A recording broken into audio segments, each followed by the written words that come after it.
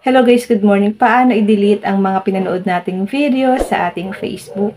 Ganito lang po ang gagawin natin para delete po natin lahat ng mga pinanood natin or watch history sa ating mga Facebook account.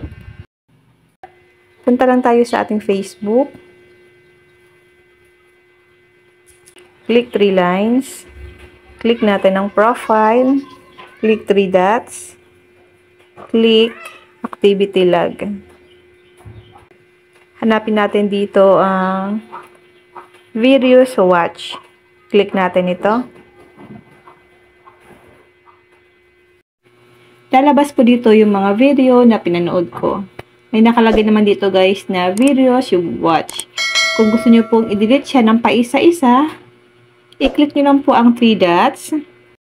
Click delete. Pero kung gusto nyo naman po na minsanan yung pag-delete nyo ng mga pinanood nyo, i-click nyo lang guys ang clear video watch history. We have started clearing your video watch history. Ayan guys. Dinidelete na po yung mga pinanood ko dito sa aking Facebook. Then, i-refresh lang natin guys. Na-delete na po lahat ng mga pinanood ko dito sa aking Facebook.